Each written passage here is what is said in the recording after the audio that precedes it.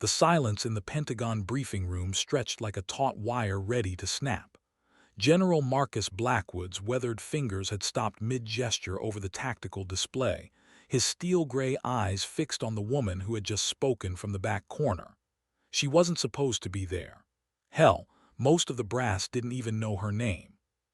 But Major Kestrel Ghost Thorne had just done something that would ripple through the corridors of military power for decades to come. She had corrected a four-star general's intelligence assessment in front of 30 senior officers, and she had been absolutely, devastatingly right. The room felt like the inside of a held breath. Colonel Hayes shifted uncomfortably in his chair, the leather creaking like old bones. The wall-mounted screen still glowed with satellite imagery of the disputed airspace over the South China Sea, where 3 American reconnaissance aircraft had vanished without a trace 72 hours earlier. The official report blamed equipment failure. The families had been notified. The media had been fed the standard line about training accidents. But Ghost knew better, and now everyone in this room knew she knew better. "Excuse me, Major." General Blackwood's voice carried the kind of controlled fury that had made colonels weep and senators reconsider their positions. His Distinguished Service Cross caught the fluorescent light as his chest rose and fell with measured breaths. Ghost stepped forward from the shadows, her flight boots silent on the polished floor. At 5'6", she seemed almost delicate among these titans of military hierarchy, but there was something in her posture, a stillness that spoke of countless hours in a cockpit where hesitation meant death, that made grown men pause. Her auburn hair was pulled back in regulation style, but wisps had escaped to frame a face marked by tiny scars near her left temple, souvenirs from an ejection seat that had saved her life 3 years ago over Afghanistan. "Sir, with respect, your meteorological data is 72 hours old," she said, her voice steady as mountain stone. "The thermal updrafts you're showing here shifted 48 hours ago. If our birds went down where you're indicating, they'd have been flying blind into an electromagnetic storm system that your satellites missed because they were looking at yesterday's weather." The general's aide, a nervous captain with sweat beading on his forehead, frantically shuffled through papers. But Ghost wasn't finished. She moved to the display, her finger tracing patterns that suddenly made terrible sense. "They didn't crash, General. They were forced down, and I know exactly where they are." Captain Marcus Rodriguez was halfway through his second cup of coffee when the secure phone rang in the 15th Reconnaissance Squadron's ready room. The caller ID showed only a series of encrypted digits, but the voice on the other end belonged to someone whose authority cut through red tape like a blade through silk. 20 minutes later, Rodriguez found himself jogging across the tarmac toward a sleek SR-71 Blackbird that had supposedly been retired from active service. The aircraft sat like a predatory bird, its titanium skin drinking in the desert heat. At 107 feet long with a wingspan that seemed to slice the sky even while grounded, the Blackbird was a testament to human audacity, designed to fly at 3 times the speed of sound in altitudes where the Earth curved away beneath like a blue marble. Its twin Pratt & Whitney J58 engines could push the aircraft to Mach 3.3, making it faster than any missile yet built. Rodriguez climbed the ladder to the cockpit, where he found Ghost already running pre-flight checks. Her hands moved across the instrument panel with the fluid precision of a concert pianist, each switch and dial a familiar friend. She wore the pressure suit required for high-altitude flight, but somehow managed to make the bulky equipment look graceful. "Didn't know you were qualified on the Habu," Rodriguez said, using the Blackbird's nickname as he settled into the rear seat. "There's a lot you don't know about me, Captain," Ghost replied without looking up from her checklist. Her voice carried through the internal communications with crystalline clarity. "Control, this is Ghost requesting immediate clearance for Special Reconnaissance Mission Lazarus." "Ghost, this is Control. Stand by for mission parameters." The radio crackled with encoded instructions that would have meant nothing to civilian ears, but painted a clear picture for the 2 aviators. They're missing reconnaissance aircraft, an RC-135 Rivet Joint Electronic Surveillance plane, an EP-3 Ares Signals Intelligence aircraft, and an U-2 Dragon Lady spy plane had all disappeared along the same flight corridor, supposedly victims of mechanical failure. But Ghost's weather analysis suggested something far more sinister. Coordinates locked, Rodriguez confirmed, his instruments showing a flight path that would take them over international waters where 3 crews had vanished. Ghost, you mind telling me why they pulled a Blackbird out of mothballs for a search and rescue? Ghost's hands paused over the throttles. Through the canopy, she could see heat waves rising from the Nevada desert, creating mirages that danced like ghosts. Because, Captain, we're not just looking for our people. We're hunting whoever took them. The Blackbird's engines spooled up with a sound like controlled thunder, and suddenly they were racing down the runway at a speed that pressed them back into their seats like the hand of an angry god. The Blackbird climbed through 60,000 feet, its engines breathing the thin air of the stratosphere where only a handful of aircraft in human history had ever flown. Below, the Pacific Ocean stretched endlessly, a blue mirror broken only by the occasional white wake of a ship. At this altitude, the sky above faded from blue to purple to the star-filled black of space, and Ghost felt the familiar peace that came from being suspended between Earth and heaven. Ghost, I'm reading multiple radar signatures ahead, Rodriguez reported from the rear seat, his voice tight with concentration. Bearing 270, approximately 100 nautical miles. Ghost adjusted their heading slightly, the Blackbird responding to her touch like a thoroughbred. At Mach 3.2, they were covering ground at nearly 40 miles per minute, but at this altitude and speed, they were virtually invisible to conventional radar. The aircraft's angular design and special coating made it appear no larger than a large bird on most tracking systems. Control, this is Ghost. We have multiple contacts in the search area, requesting permission to investigate. Ghost Control, you are authorized for reconnaissance only. Do not repeat, do not engage.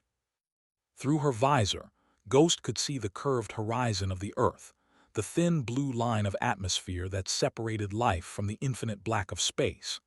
It was a view that few humans had ever experienced, and it never failed to remind her of both the fragility and the magnificence of the world below. But today, that beauty was tainted by the knowledge that somewhere in that vast expanse of ocean, American aircrews might be fighting for their lives. Rodriguez, what are you seeing on the electronic warfare suite? Massive jamming, Ghost. Whoever's down there has some serious hardware. I'm detecting patterns consistent with Russian S-400 surface-to-air missile systems, but the signatures are different, modified somehow. Ghost's jaw tightened. The S-400 was one of the most advanced air defense systems in the world, capable of engaging targets at ranges exceeding 250 miles. If hostile forces had established a mobile air defense network in international waters, it would explain how 3 American aircraft had been forced down without a distress call. There, Rodriguez said suddenly. Ghost, look at your 2 o'clock about 50 miles out. Ghost banked the Blackbird slightly, and through the crystalline clarity of the stratosphere, she could see them. A cluster of ships arranged in a defensive formation around what appeared to be an artificial island. Steam rose from the vessels, suggesting active operations, and the geometric precision of their arrangement screamed military organization. Control, this is Ghost. We have visual confirmation of hostile naval forces operating in international waters. Count approximately 12 surface vessels arranged in defensive posture around what appears to be a floating platform or artificial island. The radio remained silent for long seconds, then crackled to life. Ghost, Control, can you confirm the nationality of the vessels? Ghost activated the Blackbird's advanced camera systems, the telephoto lenses capable of reading a newspaper headline from their current altitude. The images that appeared on her display made her blood run cold. The autumn sky over Nelly's Air Force Base was painted in shades of amber and gold, when Ghost brought the Blackbird down through the clouds like a silver arrow returning to Earth. The landing was flawless, the aircraft touching down on the runway with barely a whisper despite weighing over 170,000 pounds fully fueled. As the engines wound down from their supersonic scream to a whisper, ground crews rushed to service the aircraft that had just completed one of the most significant reconnaissance missions in recent history. Ghost climbed down from the cockpit, her legs slightly unsteady after 4 hours in the pressure suit. The photographs and electronic intelligence data she carried would reshape America's understanding of a threat that had been growing in the shadows of international waters.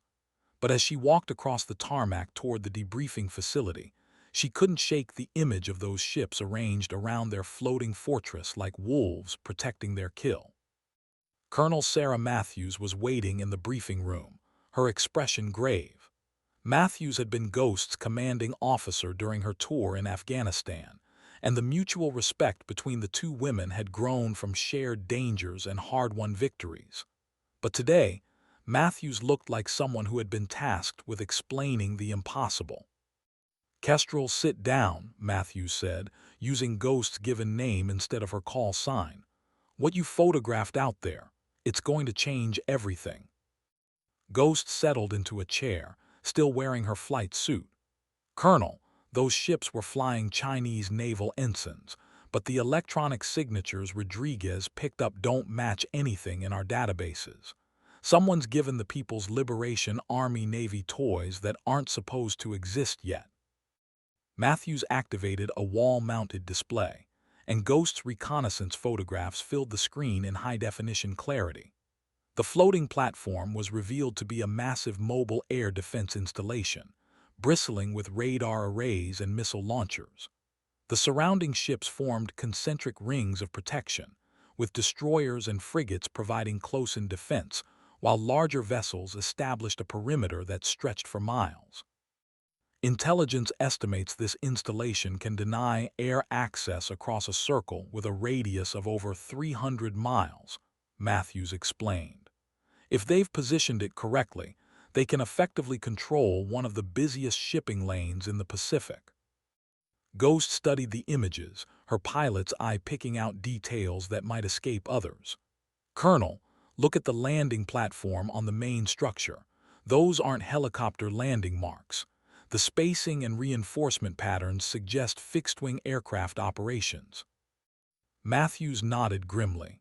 "That's what our analysts think too. Kestrel, we believe this installation is where our missing aircraft were taken. If the crews are still alive, they're being held on that floating fortress." The implications hung in the air like smoke from a battlefield. 3 American reconnaissance aircraft had been captured, their crews potentially facing interrogation or worse.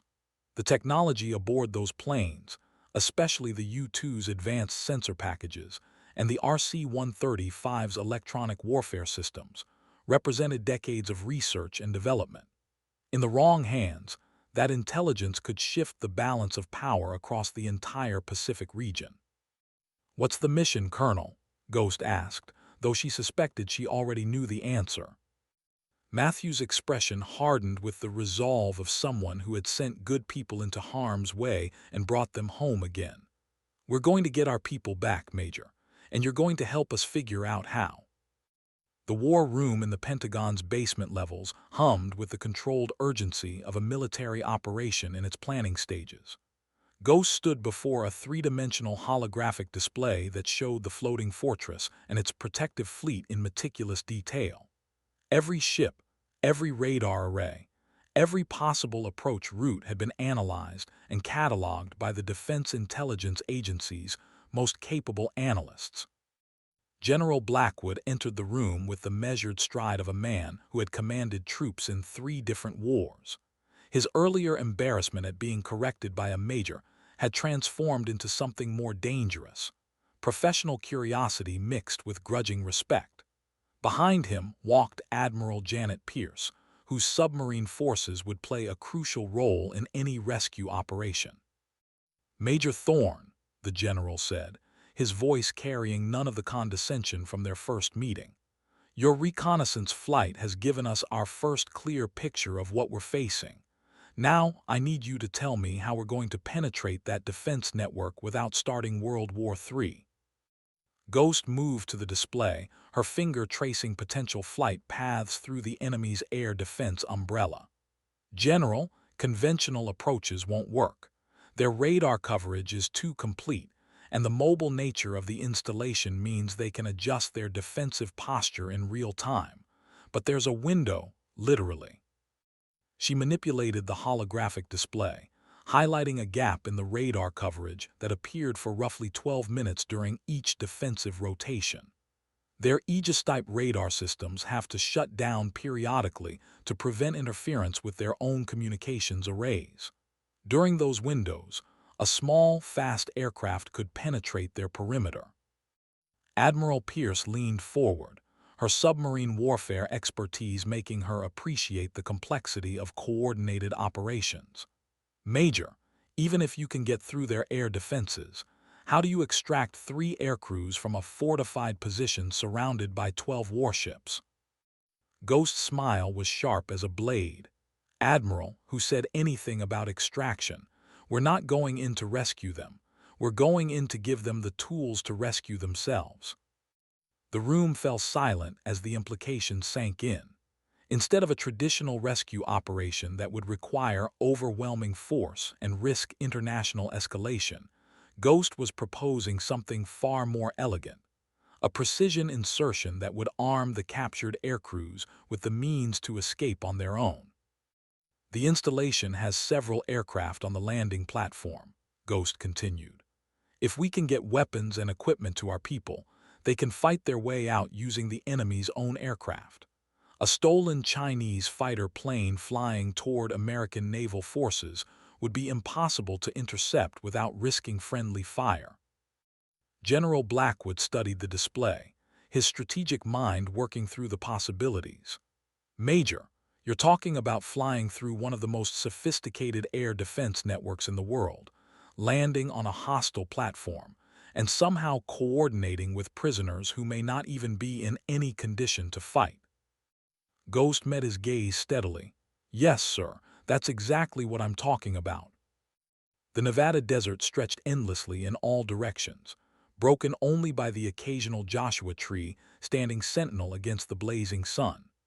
Ghost knelt beside the wreckage of a mock-up Chinese destroyer, her hands working methodically to place practice charges that would simulate the chaos of combat. Around her, a dozen special operations personnel moved through their rehearsal with the fluid precision of dancers who had practiced the same routine 1,000 times. Master Sergeant Diana, Reaper, Volkov emerged from behind a sheet metal wall that represented the floating fortress's superstructure, her MP5 submachine gun sweeping for targets. At 34, Reaper was a veteran of more black operations than the Pentagon officially acknowledged, her scarred hands and 1,000-yard stare speaking to battles fought in places that didn't appear on any maps. Ghost, timing on the breach charges was perfect, Reaper called out, pulling off her tactical helmet to reveal close-cropped blonde hair streaked with premature gray. But you're still thinking like a pilot instead of infantry. When you hit that platform, you need to move like ground forces, not like someone who's used to having an ejection seat as backup. Ghost nodded, accepting the criticism with the grace of someone who understood that expertise came in many forms. For the past week, she had been training with some of the military's most elite operators, learning skills that weren't taught in flight school. How to move silently across a ship's deck, how to disable sentries without raising an alarm, how to coordinate with friendly forces using hand signals and coded radio transmissions. The plan was audacious in its simplicity. Ghost would fly a specially modified F-22 Raptor through the enemy's defensive perimeter during one of their radar blackout windows. The aircraft would be loaded not with missiles or bombs, but with weapons, communications equipment, and extraction tools for the captured aircrews. Instead of trying to fight her way out, she would arm the prisoners and help them steal enemy aircraft for their escape. Major, called out Lieutenant Colonel James Whisper Chen, the mission's intelligence officer. Chen had spent his career analyzing enemy capabilities, and his soft-spoken manner concealed one of the sharpest analytical minds in the Air Force. We've identified the most likely holding area for the prisoners based on your reconnaissance photos. It's here, in the central superstructure, probably 2 levels below the main deck. Ghost studied the architectural drawings that Chen had somehow acquired through sources she preferred not to think about too deeply. The floating fortress was revealed to be a marvel of engineering, a mobile air defense platform capable of independent operations for months at a time. Its central tower housed command and control facilities, while the surrounding deck space accommodated both defensive weapons and a small air wing of fighter aircraft. Getting to the prisoners won't be the hard part, Ghost said, tracing potential routes through the facility's corridors. The challenge will be getting them armed and organized quickly enough to take advantage of the confusion we'll create. Reaper wiped sweat from her forehead with the back of her gloved hand. Ghost, remember that these aircrews have been prisoners for at least a week. They may be injured, disoriented, or worse. You can't count on them being combat-ready just because you hand them weapons. The observation hit home harder than Ghost cared to admit. Military training prepared aircrews for many contingencies, but being captured and held prisoner was an experience that could break even the strongest individuals. The 3 crews they were trying to rescue, 9 people in total, might be in no condition to fight their way to freedom. Ghost looked up at the desert sky, where contrails from high-altitude aircraft drew geometric patterns against the blue. Somewhere beyond that horizon, American service members were depending on a mission that bordered on impossible. But impossible had never stopped her before.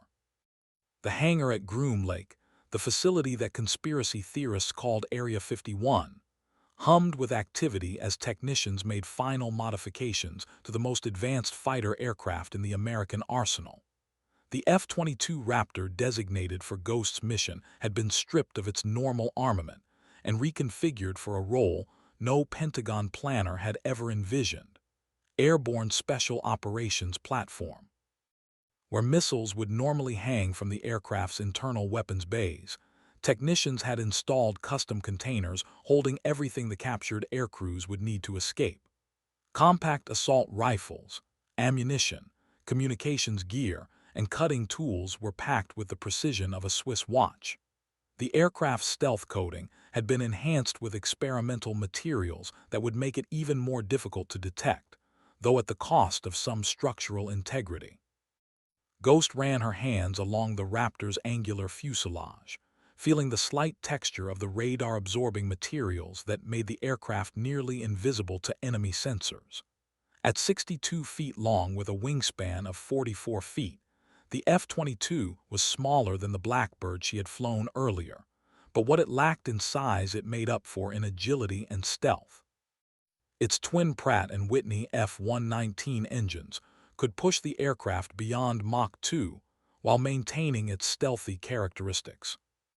"Ghost, we've got a problem," announced Captain Lisa Data Wang, the mission's electronic warfare specialist. Wang had been monitoring enemy communications intercepts, and her usually calm demeanor had been replaced by obvious concern. "Intelligence indicates the Chinese fleet is preparing to move. If they relocate that floating fortress, all our planning goes out the window." Ghost felt a familiar tightness in her chest, the same sensation she had experienced countless times when missions hung in the balance. "How long do we have?" "Best estimate, 36 hours before they're beyond our operational range," Wang replied, consulting her tablet computer. "After that, we'd need carrier-based support to reach them, and that means involving the Navy in a way that could escalate this beyond recovery." The implications rippled through Ghost's mind like stones thrown into still water. A solo penetration mission was one thing: deniable, contained, with minimal risk of international incident. But committing naval forces to a rescue operation would cross lines that couldn't be uncrossed, potentially triggering a conflict that neither side wanted. General Blackwood appeared in the hangar doorway, his uniform crisp despite the early hour. Behind him walked a figure that made everyone in the hangar snap to attention. Secretary of Defense Robert Harrison, whose presence indicated just how seriously Washington was taking this crisis. "Major Thorne," the secretary said, his voice carrying the authority of someone who briefed the president on matters of national security. "I need to know if you can do this. Not if you think you can, not if the odds are favorable. Can you get our people back?" Ghost met the secretary's gaze without flinching. Around her, the hangar had fallen silent except for the hum of fluorescent lights and the distant sound of jet engines being tested. Every person in the room understood that her answer would determine the fate of 9 American service members and potentially shape the balance of power in the Pacific. "Mr. Secretary," Ghost replied, her voice steady as stone, "I can get them back. But I'm going to need to launch in the next 6 hours, and once I'm committed to this mission, there won't be any backup plans." The secretary nodded slowly, the weight of decision visible in his eyes. "Major, you have a go. Bring our people home." The pre-dawn darkness over the Pacific was absolute, broken only by the stars that had guided navigators for millennia and the faint green glow of Ghost's instruments. The F-22 Raptor sliced through the night at 45,000 feet, its engines barely whispering as it approached the most heavily defended piece of ocean on Earth. Below the cloud layer, 12 Chinese warships maintained their protective formation around the floating fortress, their radar arrays sweeping the sky for threats that might never come. Ghost's helmet-mounted display painted the tactical situation in streams of data that would have overwhelmed most pilots, but she absorbed the information with the practiced ease of someone who had learned to think at the speed of sound. Enemy radar signatures appeared as amber curves on her visor, showing coverage patterns that shifted and overlapped like a deadly geometric dance. "Ghost, this is Overwatch," crackled a voice in her earpiece. The communications satellite connecting her to mission control was encrypted with technology that existed only in the deepest black projects, ensuring their transmissions remained invisible to enemy listeners. "You are 30 minutes from the penetration window. Enemy fleet is maintaining standard defensive posture." Ghost checked her watch, the luminous hands showing 2:47 hours local time. In 28 minutes, the enemy's radar systems would enter their routine maintenance cycle, creating a gap in their coverage just large enough for a single aircraft to slip through undetected. The window would remain open for exactly 11 minutes and 37 seconds, barely enough time to reach the floating fortress and complete her mission. The Raptor's internal weapons bays held no missiles or bombs, only the custom containers that would hopefully give the captured aircrews a chance at freedom. Ghost had packed the equipment herself, each item chosen for maximum effectiveness in minimum space. Compact carbines that could be assembled quickly, ammunition that would penetrate body armor, communications gear that could coordinate with American forces, and perhaps most importantly, detailed maps of the floating fortress and its surrounding ships. "Overwatch, Ghost. Beginning descent to penetration altitude," she transmitted, pushing the stick forward to begin a gentle dive that would bring her down to 500 feet above the ocean surface. At that altitude, she would be below most radar coverage, but any mistake in navigation would send her into the water at nearly 600 miles per hour. The descent through the cloud layer was like falling through layers of gray cotton, with occasional glimpses of moonlight reflecting off the Pacific swells. Ghost's radar altimeter counted down steadily. 10,000 feet, 5,000 feet, 2,000 feet, until finally she leveled off just above the wave tops, the Raptor's belly nearly kissing the ocean spray. "Contact bearing 090, range 40 miles, Ghost reported, her radar having picked up the first enemy vessel. The Chinese destroyer appeared on her display as a geometric shape moving slowly across the dark water, its own sensors probing the night for threats that might emerge from any direction. Ghost adjusted her heading slightly, following a course that would take her between two patrolling frigates and directly toward the heart of the enemy formation. Her hands were steady on the controls, but inside her chest, her heart hammered with the rhythm of combat adrenaline she had learned to embrace rather than fight. The floating fortress appeared on Ghost's display like a neon sign in the darkness, its radar signature so massive that it seemed to pulse with electronic energy.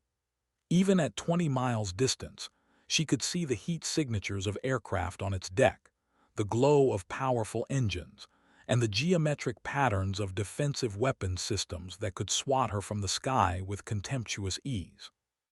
Overwatch Ghost, I have visual on the target, beginning final approach. The words hung in the radio silence like a prayer spoken into the void. Behind her, the civilized world continued its peaceful sleep, unaware that the balance of power in the Pacific hung on the shoulders of a single pilot flying into the heart of enemy territory with nothing but skill, courage, and an impossible plan. "Good hunting, Ghost," came the reply from Overwatch. And then she was alone with the night and the sea and the deadly geometry of enemy ships that could erase her from existence without even knowing her name. The floating fortress grew larger in Ghost's vision until it filled her entire field of view, a massive artificial island bristling with sensors and weapons. She could see individual personnel moving across its deck, tiny figures, illuminated by the red glow of night vision lighting. The facility was larger than a football stadium, its central tower rising nearly 200 feet above the ocean surface. Ghost pulled back on the stick, the Raptor climbing steeply as she approached the landing platform. The aircraft's thrust vectoring nozzles rotated to vertical position, allowing her to transition from horizontal flight to a hovering descent that would have been impossible in any conventional fighter. The F-22's advanced flight control systems compensated for wind shear and the rolling motion of the platform, holding the aircraft steady as Ghost guided it toward a landing area between two parked Chinese stealth fighters. The moment the Raptor's landing gear touched the deck, Ghost was already shutting down systems and preparing to exit the cockpit. Every second on the ground increased the risk of discovery, and she had planned her timeline down to the last detail. The weapons containers in her internal bays would be extracted by explosive bolts, the equipment distributed to the prisoners, and the escape executed while the enemy was still trying to understand what had happened. Ghost popped the canopy and climbed down from the cockpit, her boots silent on the metal decking. Around her, the floating fortress hummed with the sounds of active military operations, generators, ventilation systems, and the distant throb of ship engines maintaining station. She moved toward the central superstructure, following the route she had memorized during endless hours of studying reconnaissance photographs. The entrance to the facility's interior was guarded by two Chinese Marines, but they were facing outward, watching for threats from the sea rather than from aircraft that had just landed on their own platform. Ghost approached from their blind spot, her movements silent and purposeful. The knife appeared in her hand like magic, and both guards were down before they could raise an alarm. Inside the superstructure, emergency lighting cast everything in shades of red and amber. Ghost made her way through corridors that seemed designed to confuse intruders, following memorized directions toward the detention area where intelligence indicated the American prisoners were being held. Behind her, the Raptor sat on the landing platform like a sleeping predator, its weapons bays open and ready to deliver the tools of liberation. She found the first checkpoint 3 levels down, where another pair of guards stood outside a reinforced door marked with Chinese characters that she couldn't read but understood perfectly. Authorized personnel only. These guards were more alert, their weapons ready and their eyes scanning the corridor with professional paranoia. Ghost pressed herself against the wall, controlling her breathing as she prepared for the kind of close-quarters combat that aircrews weren't supposed to need. But her week of training with special operations personnel had taught her skills that would have surprised her flight instructors, and when she moved, It was with the fluid precision of someone who understood that hesitation meant death. The guards went down silently, their weapons secured before they hit the floor. Ghost used their access cards to unlock the reinforced door, revealing a corridor that led deeper into the facility's secure areas. Somewhere ahead, 9 American service members were waiting for rescue, probably not even knowing that help was already inside the building. The detention area was everything Ghost had expected and worse. A sterile corridor lined with reinforced cells, each containing American aircrews who had been prisoners for over a week. She could see them through the observation ports, tired, probably hungry, but alert and unbroken. The sight filled her with a fierce pride in the caliber of people who chose to serve their country, even when that service led them into places like this. Major Angela Viper Morrison, Ghost whispered through the first cell door, using the name and call sign from the intelligence briefing. The woman inside looked up, her eyes widening as she recognized an American uniform. "Who the hell are you?" Viper whispered back, moving closer to the door. "Call sign Ghost. I'm here to get you out, but we're going to have to do this the hard way." Ghost produced lock picks from her gear, working on the cell door's mechanism while keeping one eye on the corridor. "How many guards on this level?" "Usually 4, but they rotate every 2 hours, Viper replied, her voice carrying the steady professionalism of someone who had been planning her own escape since the moment of capture. "The others are in cells 6 through 14. Everyone's mobile, but Lieutenant Chen took some rough treatment during interrogation." Ghost nodded, filing the information away as she worked on the lock. Around them, the facility continued its nighttime operations, unaware that an American pilot was systematically liberating their prisoners. But that ignorance wouldn't last long, and once the alarm was raised, their escape window would slam shut with deadly finality. The lock clicked open, and Viper stepped into the corridor with the careful movements of someone who had been confined for too long. Ghost handed her one of the compact carbines from her equipment pack, along with ammunition and a communication headset. "We've got about 15 minutes before someone notices I'm here," Ghost said, moving to the next cell. "After that, all hell breaks loose, and we'd better be airborne or we're never leaving this place." Viper checked her weapon with practiced efficiency, her pilot's training adapting quickly to the requirements of ground combat. "Ghost, there are 12 J-20s on the main deck plus a couple of helicopters, if we can reach them." "That's the plan," Ghost confirmed, working on the second lock. "We steal their own aircraft and fly home, but first we get everyone out of these cells and armed for combat." The next cell contained Captain James Diesel Rodriguez, the electronic warfare officer from the downed RC-135. Despite a week of captivity, his eyes were sharp and alert, and he moved with the controlled energy of someone who had been waiting for exactly this moment. "Ma'am, you are the most beautiful sight I've seen in a very long time," Rodriguez said as Ghost handed him a weapon. "What's the plan?" "Simple," Ghost replied, moving to the third cell. "We fight our way to the flight deck, steal some of their fighters and fly home in time for breakfast. Any questions?" Rodriguez grinned, the expression transforming his tired face. "Just one, ma'am. When do we start the party?" Ghost's answer was interrupted by the sound of an alarm beginning to wail throughout the facility, its electronic scream echoing off the metal walls like the cry of an angry beast. Somewhere above them, someone had discovered the unconscious guards or noticed the unauthorized aircraft on their landing platform. "Party starts now," Ghost said, her voice cutting through the alarm's din. "Everyone moves fast, everyone stays together, and nobody gets left behind." The corridor erupted in controlled chaos as Ghost systematically freed the remaining prisoners. Each American service member emerged from captivity with the grim determination of professionals who understood that their survival depended on decisive action. Within minutes, 9 prisoners had become 9 armed combatants, their week of captivity transformed into fuel for the rage that would carry them through the next phase of their escape.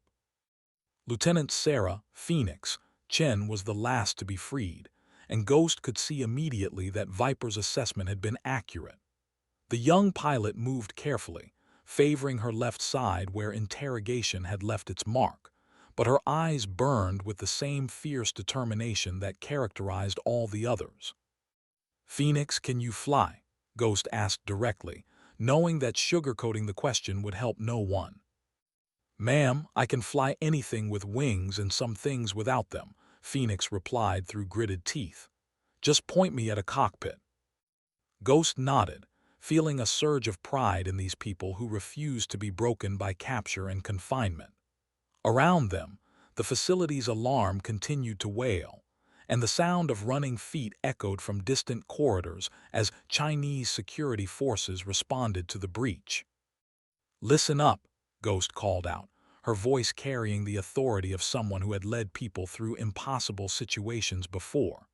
"We're going up 3 levels to the main deck. There are J-20s parked near the center of the platform. We take what we need, leave the rest burning, and rendezvous with American forces 50 miles southeast of this position." Diesel hefted his carbine, checking the weapon's magazine. "Ma'am, how exactly are we supposed to start up Chinese fighters without the proper codes?" Ghost's smile was sharp as winter wind. "Rodriguez, meet me in about 2 minutes, and I'll show you some tricks they don't teach in flight school." The first Chinese security team appeared at the end of the corridor just as Ghost's group reached the stairwell that would take them toward the surface. The enemy soldiers moved with professional competence, their assault rifles sweeping for targets as they advanced in tactical formation. But they had made one critical mistake. They were hunting for intruders, not expecting to face a coordinated counterattack by trained American combat personnel. Ghost's team opened fire from concealed positions, their weapons chattering with the controlled bursts of people who understood that ammunition conservation could mean the difference between escape and death. The Chinese soldiers dove for cover, their return fire sparking off metal walls and filling the air with the acrid smell of gunpowder. "Move," Ghost shouted, leading her people up the stairwell while Viper and Rodriguez provided covering fire. Behind them, more enemy soldiers were responding to the alarm, their boots thundering through the facility's corridors like an approaching storm. They emerged onto the main deck to find chaos already spreading across the floating fortress. Searchlights swept the area around Ghost's abandoned F-22,